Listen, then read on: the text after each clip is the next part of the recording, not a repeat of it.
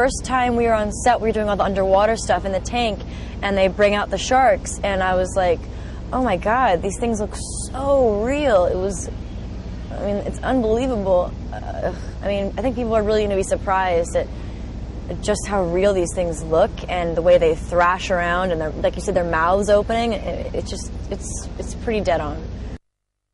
First time I ever worked in 3D, and it was definitely a cool experience, getting to sort of stand behind the scenes and watch how the technology works, and then actually being a part of some of the scenes too. I know in the tank stuff there was a lot of shots where, you know, there's all these orange pieces of tape that were sort of set up behind me, and I would be swimming through, and these were sharks and stuff like that. It's a lot of fun. My character has a background in medicine. He's sort of pre-med at I think it's Tulane University, and he's pre-med, so that is sort of the most useful tool out of all the kids that are you know, stuck on this island in this lake. He's the only one who really knows how to deal with these medical emergencies that are going down, and is therefore thrust into the sort of savior position. They're great. The sharks look amazing. It looks amazing. I haven't actually had personal experience working with the animatronic, but I've seen footage of it, and it looks incredible. It really, really does. They look real, which is good. The biggest challenge for me, I think, was my first week of shooting. It was all in the water, and I think everybody got most of their water scenes done in the first week, and we did a lot of preparation for it a week prior to it, and I had it all down, breathing on the regulator and all that kind of stuff. And when it came time to shoot, I just could not stop getting water up my nose and my ears, and so every time I came up for a take, I was basically choking. But I thought it was good because it added to the drama of me being underwater. What's really cool about this film is that it's just not one particular shark. It's several different species. So you have everything from a hammerhead to a bull shark to the great white to a mako shark, a cookie cutter shark, which I never knew existed until I worked on this film. So it's really neat to be able to get that variety. We had to go train, learn how to breathe on underwater apparatus. We had to learn how to make sure our stroke was appropriate just for swimming in the lake, getting familiar with the cage, being in a tank, things that we don't get to do every day, so it's fun, but it is hard work. I do like sharks a lot. I'm fascinated by them, so already I was drawn to it. And then I read the script, and I thought it was a lot of fun. I'm playing the role of Dennis Krim. He's the bad guy in the movie, or one of. I guess there's a little bit of a network of bad guys going on that you find out throughout the movie. But yeah, apparently he's good with sea life. He coerces the sharks to get into the lake and make some bad things happen. To work on a 3D film for the first time, I think, first of all, there's no one better to do it with than David Ellis. The whole crew is wonderful, and they kind of they really know how to work with the equipment. They've worked on films like The Perfect Storm and just some really, really, really wonderful projects that have to do with water. So it really wasn't too much of a task or a hazardous situation for them to be working with these big, expensive cameras in water. This is one of the real genuinely, we're all comrades. We're all really, really enjoying each other a lot to the fullest extent. And not only that, but wonderful, wonderfully talented actors. We work closely with biologists, and we actually get skulls that match the size of sharks we do. So the actual teeth are castings from real sharks, and we had to search all over the world for the right hammerhead skull to get their teeth, and it actually came from Australia, and the great white came from San Francisco. But really, if you look carefully, it's all about the details. It's all about the pores and the skins, and it's all the details that build up and give you this kind of realistic feel. When the actual sharks are working, we have about 8 or 9 people involved with our shark to get the shot, and there's 3 or 4 divers in the water who are either watching carefully where everything is, or they're actually positioning the shark before it takes off, and they catch it when it comes back to them. So there's the underwater team, and then above water we have the people operating the shark. So there's sometimes when we're computer controlled, you're sitting at a keyboard, sitting there like saying, pushing a button to have them go. Other times we have joysticks, and so it's much more like a live performance. And the trick is you have 2 people, sometimes 3, working joysticks, and you have to do it all in unison, or else you have a spastic shark. So it's really about creating this performance and this energy and having it all work together. So that you just gain over time.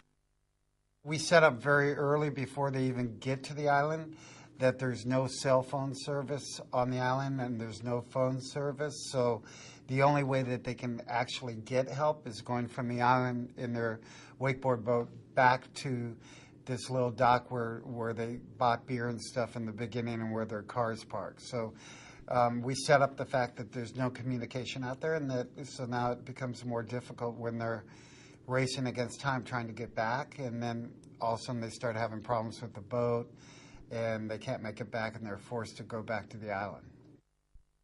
I've been around sharks. I've been interested in the ocean my entire life. As far as research for the film, we researched all the different species of sharks and tried to get a really great variety, because we've got everything from great whites to mako sharks to bull sharks to little tiny cookie cutter sharks. So we tried to give, because their characters in the movie, get a variety of sharks, hammerhead sharks that were interesting.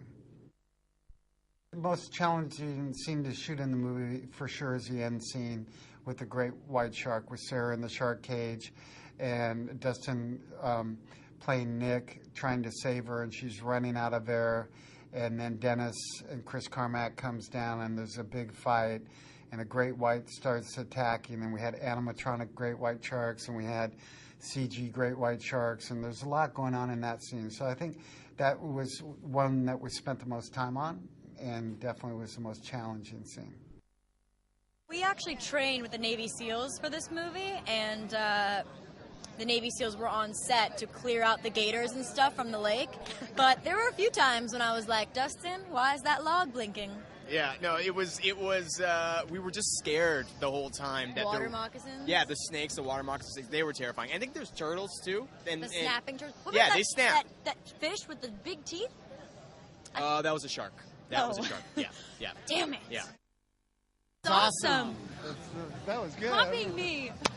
It's really cool. I think Relativity did Really nice job. really nice job. Very classy. They're a classy outfit. They're doing an amazing job promoting their film, our film, and all of us. So we're stoked. We did the scuba diving training, right? The underwater training. Yeah, we did some training in a little pool nearby. With some ex-Navy SEALs having us run drills and giving us oxygen underwater, and it sounds really intimidating in itself. Yeah, and I think the first thing they had us do was race across the pool, and Kat McPhee kicked all our butts. So, Kat did win. Yeah, she kicked our butts. Kat won. There was no pride after that. There must be a rematch. We knew we were going to lose to Kat at everything after that. Pretty much. Yes. And we did. We did have to go in the water in Louisiana, swamp water. Now, I grew up in LA. I'm a city girl. Did not know about the creatures in the lake. And it was funny because I was shooting a scene, and I'm about to get in the water and hear all these gasps on the other boats. And I'm like, what's going on? I look out, 10 feet from my boat. They're like, it's a log, it's a log. I couldn't comprehend what I saw. It was a 14-foot alligator. Actually went through like 3 weeks of wakeboarding training to really learn how to get the nuances of riding the board, not being afraid, not getting scared, and it was a lot of fun, It was really cool. Which will be whipped hand to you, and you're passed out. Right, please activate. Okay, here we go. 80 Alpha Sam. 80 Alpha Sam is up. 80 Alpha Sam. And shark. Go back, pan back, Mike, pan back. And back, Mike, back, Mike. And cut. Clear the shark. That was pretty good. Went fast. Oh my God. Wow.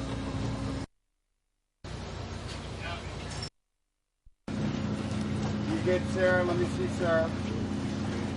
Okay, and ready, and 3, 2, 1. Action on the shark.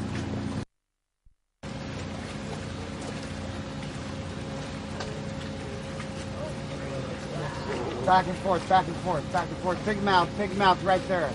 Yeah. Yeah, nice, Mike, nice. Through the mouth, big mouth, through the mouth. Oh. Good.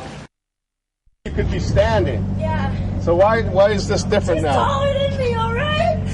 You move forward, are you standing? What? She's standing on her toes. I'm standing on my toes, it's fine. We're rolling, right?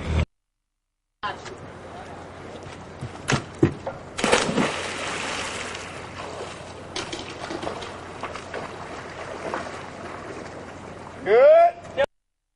Hold it. Hold it. Hold it. Hold it. Hold it. Hold it. Hold it. Okay. Time. Get the dog.